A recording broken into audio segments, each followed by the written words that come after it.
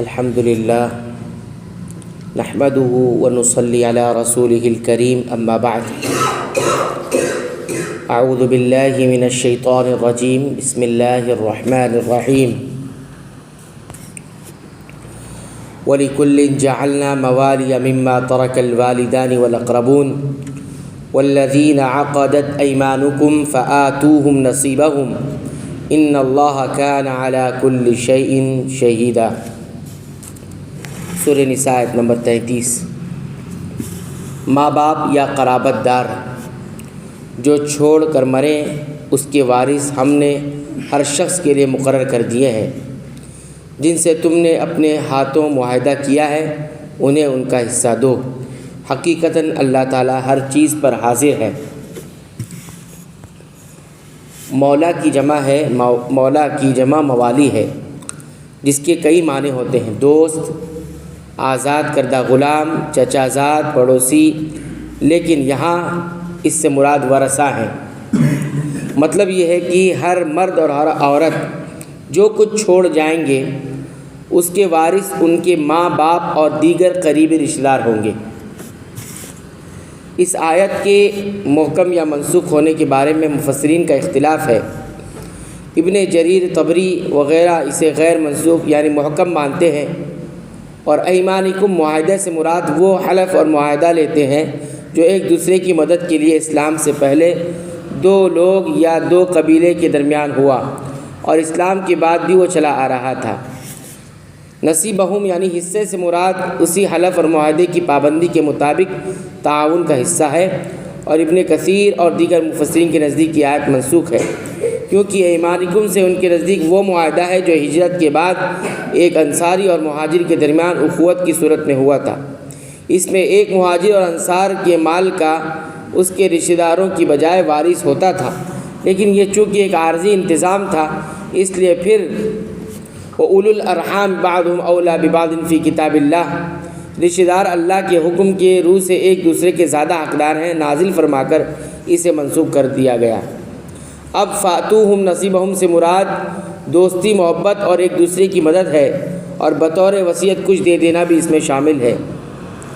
موالات عقد اور موالات حلف یا موالات اخوت میں اب وراثت کا تصور نہیں ہوگا۔ اہل علم کی ایک گروہ نے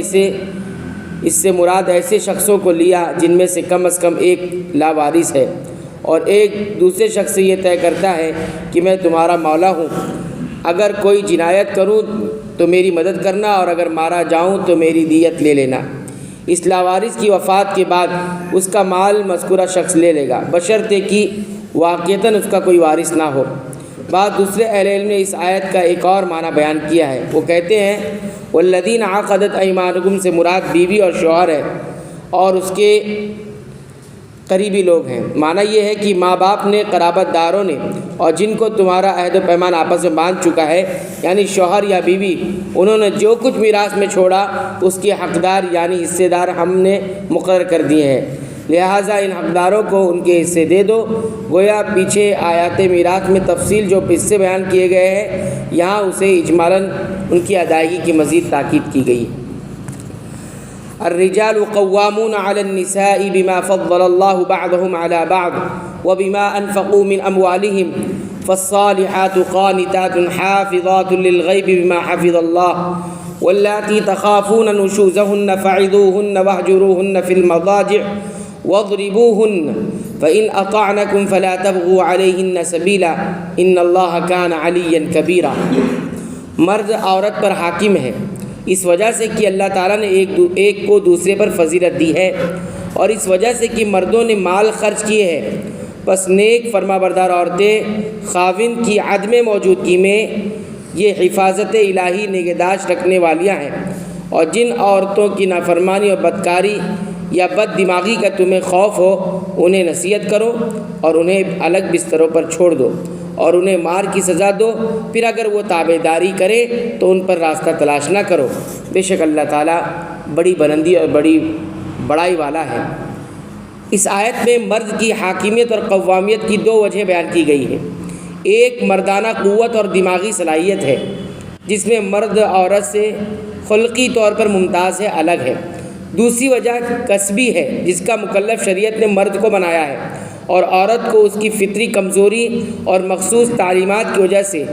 جنہیں اسلام نے عورت کی عفت و حیا اور اس کے تقدس کے تحفظ کے لیے ضروری قرار دیا، عورت کو معاشی جھمیلوں سے دور رکھا ہے۔ عورت کی سربراہی کے خلاف قرآن کریم کی یہ نص قطعی بالکل واضح ہے، جس کی تائید صحیح بخاری کی اس روایت سے ہوتی ہے جس میں نبی کریم صلی اللہ علیہ وسلم نے فرمایا، وہ قوم ہرگز فلاح یاب یعنی کامیاب نہیں ہو سکتی جس نے اپنے امور ایک عورت کے سپرد کر دیے، یعنی عورت کو اگر سردار بنا دیا جائے تو ایسی قوم کامیاب نہیں ہوگی۔ نافرمانی کی صورت میں عورت کو سمجھانے کے لیے سب سے پہلے واضح و نصیحت کا نمبر ہے، دوسرے نمبر پر ان سے وقتی اور عارضی علیحدگی ہے جو سمجھدار عورت کے لیے بہت بڑی تنبیہ ہوتی ہے۔ اس سے بھی نہ سمجھے تو ہلکی سی مار کی اجازت بھی دی گئی ہے، لیکن یہ مار وحشیانہ اور ظالمانہ نہ ہو جیسا کہ جاہل لوگوں کا وتیرہ ہے۔ اللہ تعالیٰ اس کے رسول صلی اللہ علیہ وسلم نے اس ظلم کی اجازت کسی مرد کو نہیں دی۔ اگر وہ اصلاح کر لیں تو پھر راستہ تلاش نہ کرو، یعنی مار پیٹ نہ کرو، تنگ نہ کرو یا طلاق نہ دو، گویا طلاق بالکل آخری مرحلہ ہے جب کوئی اور چارہ کار نہ رہ جائے۔ لیکن مرد اس حق کو بھی بہت ناجائز طریقے سے استعمال کرتے ہیں اور ذرا سی بات میں فوراً طلاق دے ڈالتے ہیں اور اپنی زندگی بھی برباد کرتے ہیں، عورت کی بھی، اور بچے ہوں تو ان کی بھی زندگی برباد ہو جایا کرتی ہے۔ اللہ تعالیٰ سے دعا ہے رب العالمین تو ہمیں ان آیات پر غور کر کے ان کے مطابق عمل کی توفیق عطا فرما۔ اے اللہ تو ہماری نیکیوں کو قبول فرما لے، ہماری لغزشوں اور گناہوں کو معاف فرما دے۔ اے اللہ تو ہماری مغفرت فرما،